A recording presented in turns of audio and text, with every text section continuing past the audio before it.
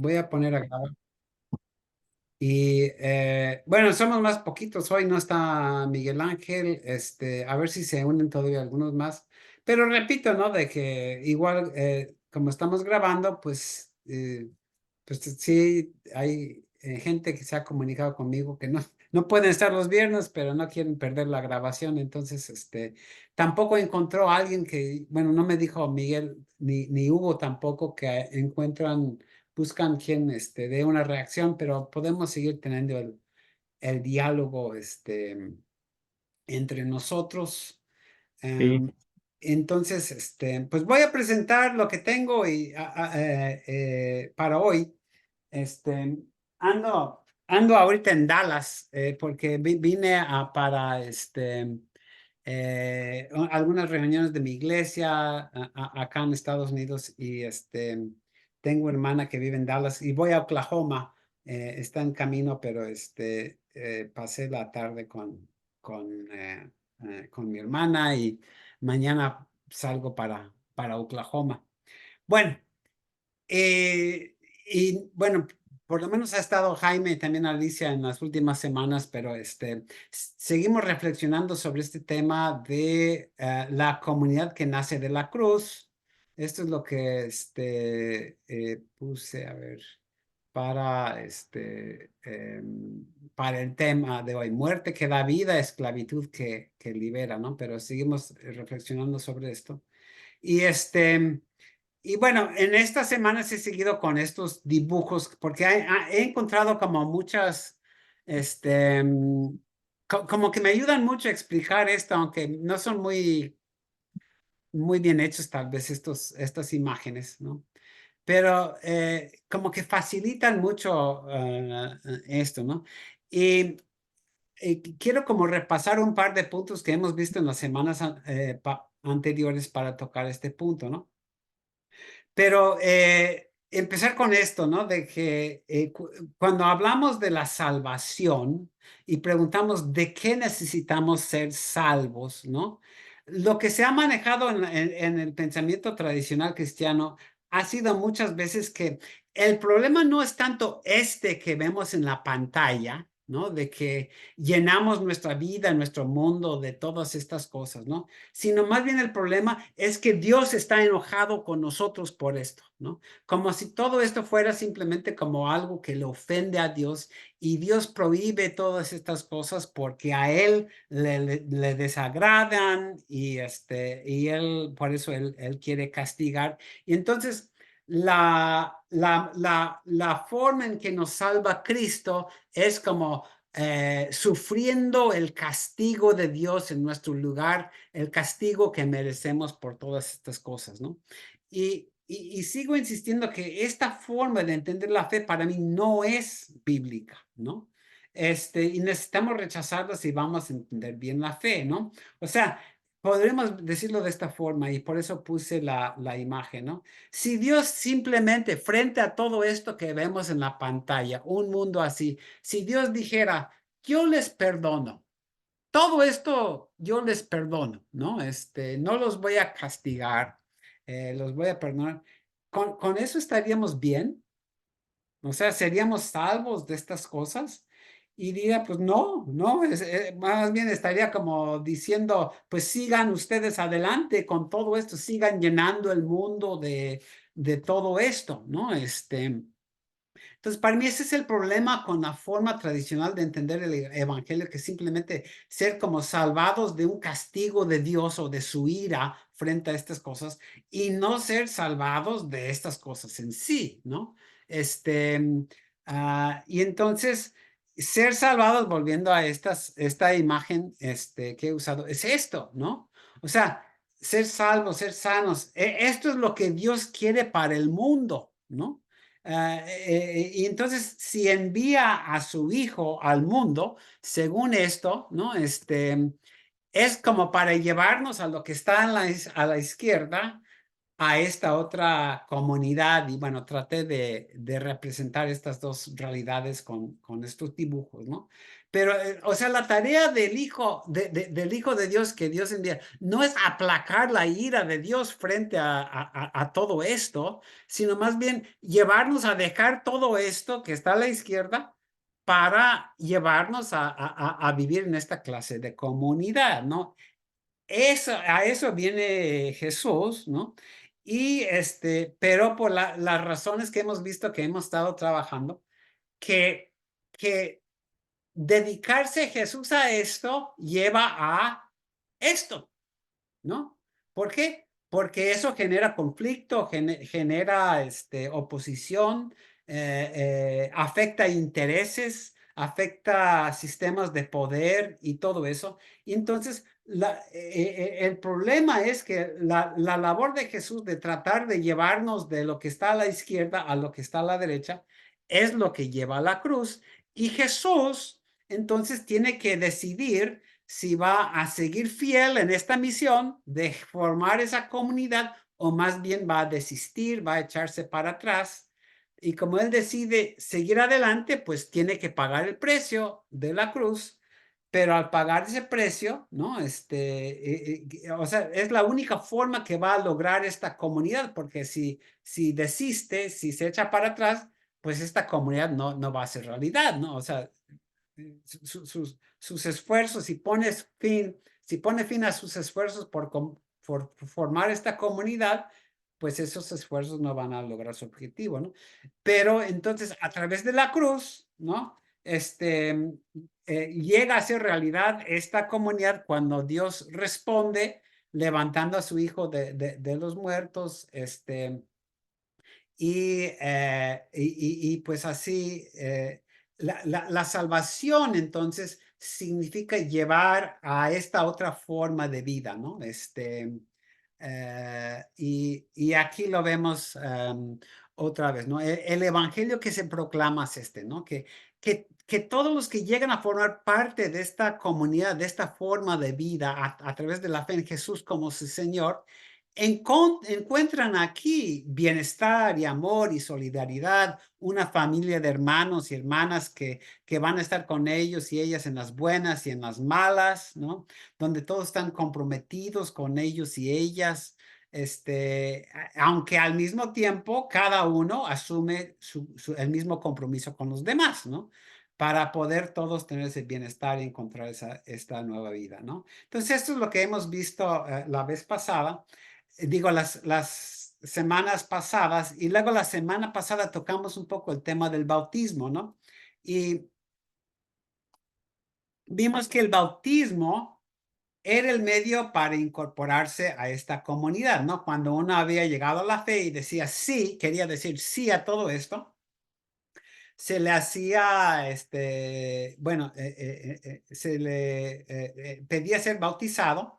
Y en la primera parte del rito, como vimos, ¿no? En las tradiciones, pues históricas, yo creo que en otras tradiciones también, pero en el rito del bautismo siempre se empieza con una pregunta. ¿Renuncias, no? ¿Renuncias al mal, a las fuerzas del mal y todo esto? Y la persona debe decir, sí, renuncio a todo esto, ¿no? Y luego enseguida profesaban su fe en Dios y en Jesús utilizando lo que hoy llamamos el credo apostólico, ¿no? Entonces, vimos que también por eso se manejan estas ideas del bautismo, ¿no? Como un lavamiento, ¿no? De que se van a lavar de toda esta suciedad, de esta mugre que ha caracterizado su vida hasta ese momento, decir no a todo eso y empezar una nueva vida, ¿no? Por eso también se habla de nacer de nuevo, ¿no? O sea, como que esta era la persona que uno era antes, o bueno, si pongo más bien con sí, esta es la persona que uno era antes, en lugar de decir sí a esas cosas, ahora va a decir no. Entonces muere la persona que yo era, ¿no? Y entonces, y resucita o nace de nuevo una persona diferente, ¿no? La nueva persona o el nuevo hombre, como hablan muchas tradiciones, ¿no? Entonces, a través del bautismo la persona daba muerte a la antigua persona y llegaba a ser una nueva persona, ¿no? Vimos algunos textos la vez pasada, pero donde Pablo trabaja más esto es en Romanos 6, ¿no? Y ahí dice, todos los que hemos sido bautizados en Cristo Jesús, hemos sido bautizados en su muerte, somos sepultados juntamente con él para muerte por el bautismo, a fin de que como Cristo resucitó de los muertos por la gloria del Padre, así también nosotros andemos en vida nueva. O sea, hemos sido, esta persona que antes decía sí a todas estas cosas, ha sido sepultada con Cristo, ¿no? Y fue crucificada, es otra imagen que usa Cristo, para dar lugar a otra persona diferente, ¿no? Más adelante en ese capítulo, Pablo dice, después de decir nuestra vieja persona fue crucificada juntamente con Cristo, dice nuestro cuerpo de pecado fue destruido. Y suena como muy abstracto eso, pero si lo vemos aquí, él explica qué quiere decir esto. Dice, no reine pues el pecado en su cuerpo mortal, de modo que lo obedezcan en sus malos deseos, ni tampoco presenten sus miembros al pecado como instrumentos de iniquidad, sino preséntense ustedes mismos a Dios como vivos de entre los muertos y sus miembros a Dios como instrumentos de justicia. De hecho, la palabra que usa en lugar de instrumentos significa también armas, como armas de guerra, ¿no? No saben que si se someten a alguien como esclavos para obedecerle, son esclavos de aquel a quien obedecen, sea del pecado para muerte o sea de la obediencia para justicia. Y luego dice, pero gracias a Dios que aunque ustedes eran esclavos del pecado, han obedecido de corazón aquella forma de doctrina a la cual fueron entregados, liberados del pecado, vinieron a ser siervos de la justicia.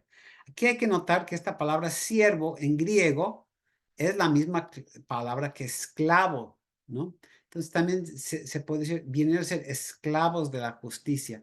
Y luego dice, así como para iniquidad presentaron sus miembros para servir a la inmundicia, la iniquidad, ahora para santificación presenten ustedes sus miembros para servir a la justicia. Entonces, en base a esto, cuando dice nuestro cuerpo de pecado fue destruido, la idea es de que no está hablando solo del cuerpo, sino toda la persona completa, ¿no? Nuestro intelecto, la razón, la boca, las manos, los dones, los recursos que tiene. O sea, todo esto, en lugar de ya usarse para injusticia, para maldad, para hacer todo eso que pusimos en el no, ahora lo van a usar para la justicia, para el bien, para lo que realmente da vida, ¿no? Y ese es el nuevo compromiso que asumen dentro de la comunidad, ¿no? Ahora, el problema, ¿no? Que para muchos, que muchos ven aquí, es que usa este lenguaje de ser esclavos, esclavos de Dios, esclavos de justicia, recordando que, bueno, la traducción siervo como que no comunica todo esto, o sea, no es una palabra como tan dura, ¿no? Como a veces como que suaviza un poco la idea. Pero, ¿se acuerdan? Pablo en muchos casos habla de sí mismo como, lo traducimos como siervo de Jesucristo, pero dice, soy esclavo de Jesucristo, ¿no? Dulos es en griego, ¿no? Y esto lo vimos como muy opresivo, ¿no? Yo no quiero ser esclavo de nadie, así inclusive dicen los judíos cuando Jesús dice, ustedes son esclavos. No, yo no soy esclavo de nadie, ¿no? Porque ser esclavo de alguien es ser de su propiedad, ¿no? Pertenecerle a esa persona como suyo, como mi amo, ¿no? Y en ese caso, yo ya no me pertenezco a mí mismo, pertenezco a mi amo, ¿no? Soy esclavo de alguien, entonces, ya no soy mío, ¿no? Ya no soy mío, sino le pertenezco a alguien más. Y esa persona manda, me dice lo que tengo que hacer y no hacer, etcétera, en mi vida, ¿no? Ahora, curiosamente, pues Pablo también maneja esta idea, ¿no? Y eso es lo que quiero trabajar un poquito hoy. De ahí viene este título de esclavitud que libera, ¿no? Si lo vemos aquí, estos son, bueno, dos pasajes que maneja Pablo. Dice, ¿o no saben ustedes que su cuerpo es templo del Espíritu Santo, el cual está en ustedes, el cual tienen de Dios? O sea, que han recibido su cuerpo de Dios. Y eso significa que su cuerpo, pues es dado por Dios, le pertenece a Dios, ¿no? Y luego dice, y que ustedes no se pertenecen a sí mismos, ¿no?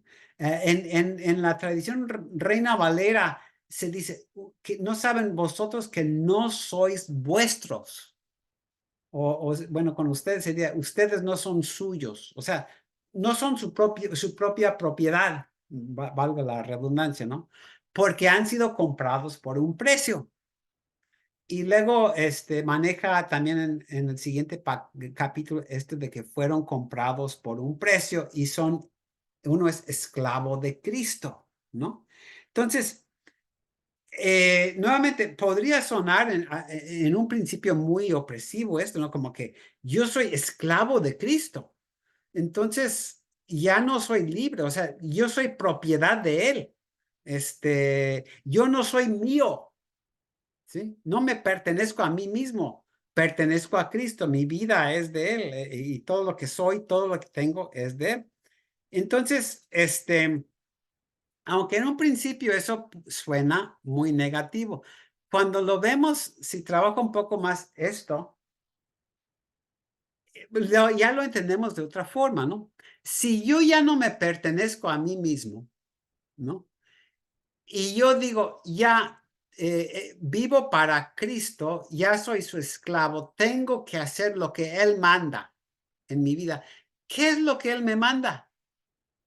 Pues vivir en amor, vivir en solidaridad, entregarme a los demás, confiar en Dios, ser compasivo con los demás, practicar la justicia, comprometerme con la verdad, comprometerme con los demás, ¿no?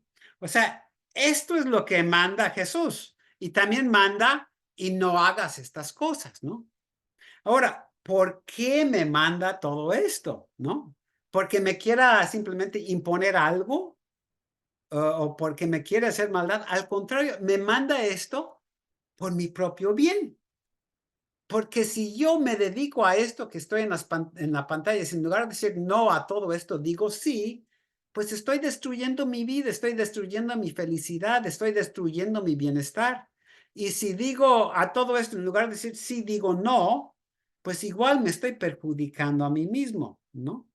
Entonces, podríamos decirlo de esta forma también. Si yo vivo de acuerdo a todo esto que está en la pantalla, estoy amándome a mí mismo, ¿sí? Estoy amándome a mí mismo porque estoy haciendo lo que es para mi bien. Estoy promoviendo mi propio bienestar y felicidad al tener buenas relaciones con los demás, a ser generoso, a ser, no sé, o sea, y también a vivir dentro de una comunidad donde todos también van a estar comprometidos con lo mismo. Igual, yo me estoy amando a mí mismo si digo no a todas estas cosas porque a mí me perjudican, y en lugar de darme bienestar y felicidad, acaban con ese bienestar, ¿no? Son nocivas estas cosas, ¿no? Entonces, esta idea de que somos esclavos de Cristo, podremos decir, ¿y qué es lo que nos exige nuestro Señor, nuestro amo? Lo que nos exige es amarnos a nosotros mismos, ¿no? Hacer lo que es para nuestro bien, ¿no? Y evitar lo que nos hace mal. Y por eso, si tenemos un dueño, ¿no? Un señor que lo único que quiere es nuestro bienestar y felicidad, y lo único que manda es que vivamos de acuerdo con lo que realmente nos conviene y que evitemos las cosas que nos hacen mal, entonces esa esclavitud llega a ser una liberación, ¿no? Porque somos liberados de todo esto que está en la pantalla, ¿no? Y liberados para vivir en todo esto, ¿no? Entonces, por eso puse como título, una esclavitud que libera, porque ser esclavo o siervo de Cristo, ¿no?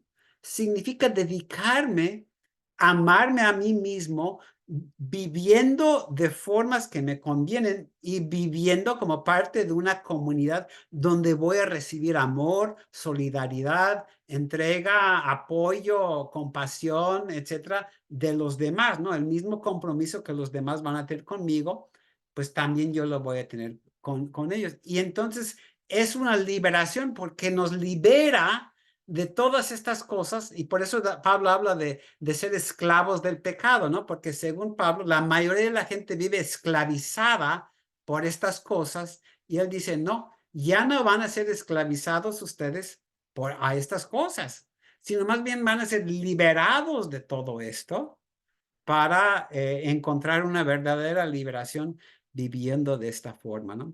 Y entonces, cuando Pablo dice pues que vivamos como los esclavos, los douloi, ¿no? Esclavos de Jesús, haciendo su voluntad en lugar de la nuestra, pues en un sentido sí, porque esta es su voluntad, que vivamos en todo esto, pero en algún momento eso también llega a ser nuestra propia voluntad.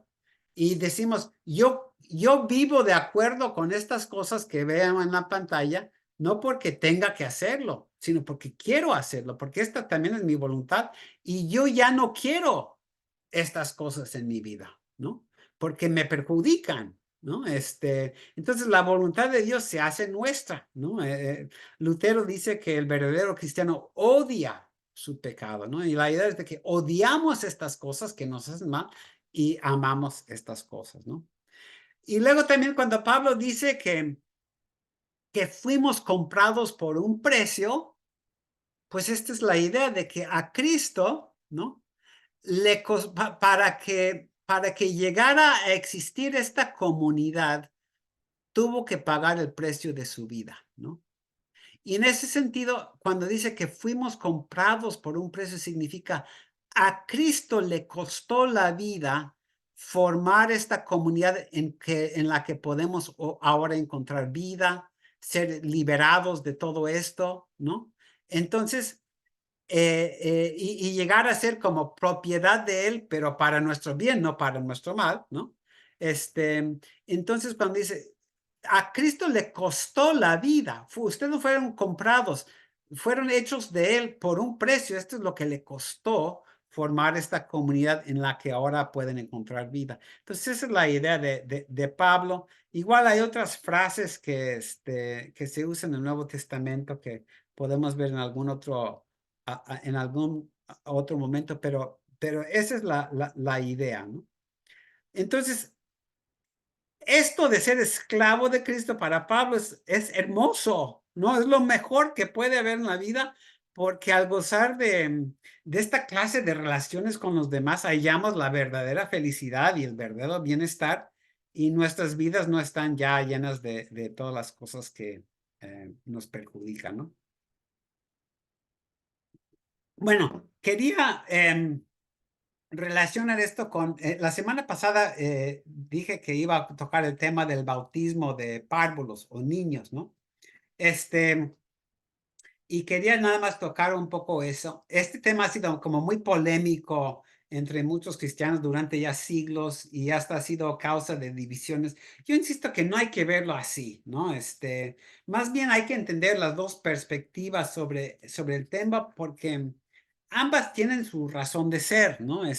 Yo enseño, cuando enseño en la comunidad teológica, luego en mis clases tengo alumnos que son de iglesias que no aceptan el bautismo de niños o párvulos y otros que sí.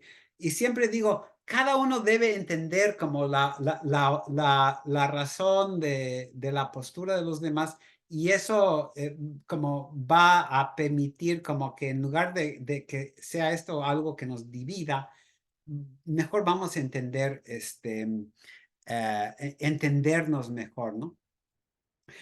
Hay que reconocer que en un principio, en los años en que empezó a crecer la iglesia, pues las personas bautizadas eran en su gran mayoría adultos, ¿no? Los que eran judíos, que se hacían seguidores de Cristo, no dejaban de ser judíos, sino simplemente se adherían a Jesús y se bautizaban, como había empezado inclusive con Juan, aunque el bautismo de Jesús era diferente, ¿no? Pero era como un compromiso, es decir, yo voy a vivir bajo Jesús como mi Señor y formar parte de su comunidad, ¿no? Eso en cuanto a los judíos. Los que no eran judíos, que venían del paganismo, ¿no? Donde el estilo de vida era muy diferente y todo esto, ¿no? Abandonaban su fe en estos dioses paganos y el estilo de vida asociado con esos dioses, que era como libertinaje, excesos, todo esto. Entonces, también, pues a través del bautismo formaban parte. Entonces, generalmente eran adultos, ¿no? Y era una decisión personal y un compromiso personal, como muestro en ese dibujo que se dice, que uno asume un compromiso, uno se compromete con los demás, ¿no? Pero se daban también estos casos de que los que llegaban a la fe tenían hijos pequeños, ¿no? ¿Y qué se hacía en este caso, no? ¿Se debía bautizar a estos niños o no, verdad? Este, Obviamente estos niños no estaban en la condición de decir, pues yo me comprometo a vivir como parte de esta comunidad y amar a los demás y apoyar a los demás y todo eso, porque pues eran niños pequeños, ¿no? No tenían la madurez o la capacidad para tomar esa clase de decisiones, ¿no? Entonces, a veces se argumenta de si el Nuevo Testamento enseña el bautismo de niños o párvulos o no. Hay que reconocer que realmente no está claro, ¿verdad? A veces se habla de que alguien se bautizaba con toda su casa y algunos dicen, no, pues eso incluiría a los niños, pero tampoco es como algo irrefutable eso, ¿no? Pero la lógica, si es que sí se bautizaban estos niños, era de que si sus papás se comprometían a que esos niños fueran criados como miembros de esta comunidad de fe, bueno, ellos mismos también asumían el compromiso de hacer participar a sus hijos en estas comunidades, ¿no? Llevarlos a ser instruidos, llevarlos a ser formados en la fe para que adoptaran esa fe como suya, ¿no? Entonces, en un primer momento, la decisión, digamos, de incorporar a los niños en esa comunidad no era de los niños, sino de sus papás, ¿no? Eran sus papás quienes decían, mi hijo o mi hija va a vivir como parte de esta comunidad, ¿no? Desde pequeño, desde que nace tal vez, ¿no? Y aquí va a conocer el amor y la vida en comunidad, la hermandad, la solidaridad, o sea, todo esto es lo que se le va a enseñar a mi hijo, o a mi hija, ¿no? Eso es lo que decían los papás, ¿no? Estos valores, estas formas de pensar y vivir, ¿no? Entonces tampoco era cuestión de bautizar a cualquier niño o niña, si es que, bueno, en algún momento sí se empieza a hacer, ¿no?